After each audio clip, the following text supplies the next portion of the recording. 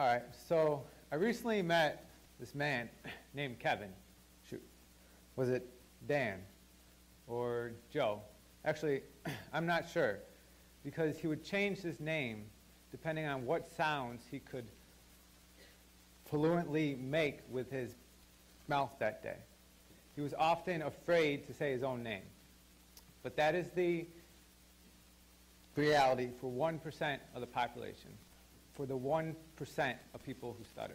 And I am one of them. My name is David, and that's my actual name. I started speech therapy at the age of 4. And ever since then, I've been in and out of speech therapy my whole life. But I just recently got to the point of being able to openly talk about my stutter.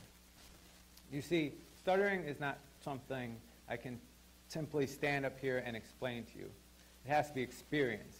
And it's experienced every day by people who stutter, every time they talk. It's experienced in schools, at work, with friends, out to eat, anywhere they are. I actually like to call stuttering a hidden handicap, because it can't always be seen and is often misunderstood. What can be seen is what they call the tip of the iceberg, the actual stutter, the prolongations, repetition, the blocks, like right there, in a stutterer's speech, as well as the secondary behaviors, the movements of the body to attempt to squeeze out a word, like the head down, eyes closed.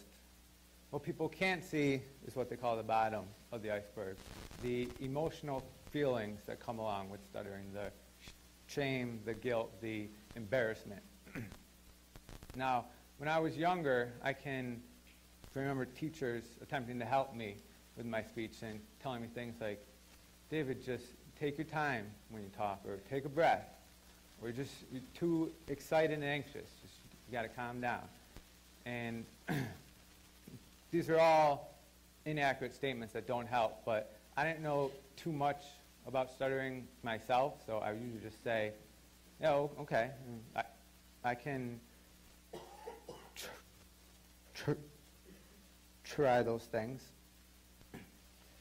It wasn't until years later when I started speech therapy here at the Gebby Speech Clinic at Syracuse University that I really gained an understanding of stuttering.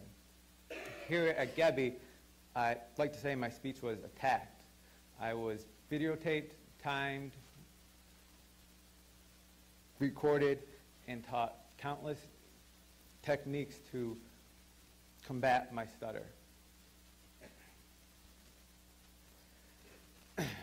One of my favorite things that I was actually taught in speech was a strategy that anytime I stuttered, I would have to go back and re-say that word again until I didn't stutter on it.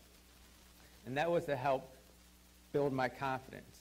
So anytime I came across those words again, I can say, okay, I can say those words, I got this.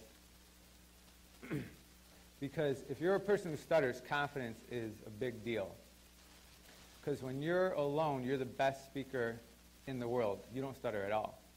So you have that ability. It's just honing in on that ability. And that's what I did. That's what I worked for. I wanted my stutter gone 100%. I hated my stutter. So by the end of high school, I was actually there. With the help of my techniques, I had found my voice. I still stuttered, but I was definitely in control of my stutter. It wasn't until years later, at the end of college, that I began to lose a lot of that control. A lot of bad habits came back. And I was just exhausted with trying to have perfect speech. And so since I had had success in speech therapy before, I decided to go back. This time, once I got started in speech, it was evident that I had all the techniques down. I now needed to work on the bottom of the iceberg. And my speech therapist and I looked into ways to become more open and accepting of my stutter. One of the things that my speech therapist encouraged me to do was to look into the NSA, the National Stuttering Association, and the support group meetings that they have across the country. Luckily, they had one here in Syracuse. So when I got home from college and returned here to Syracuse, I started attending those meetings. And that was like my speech journey coming full circle. I was finally meeting other people who stuttered, other people who had shared similar life experience as me, people who were not going to let stuttering define who they were or who they became. And I myself began looking into ways to promote awareness and education of stuttering. Actually, just last year, I was named the co-leader of that stuttering support group. When I was 19, my mom died of cancer. When she was here, I didn't always speak up. I didn't always say everything I wanted to say, and I often held back and hid behind my stutter. I take this opportunity to encourage all people who stutter to never let that happen.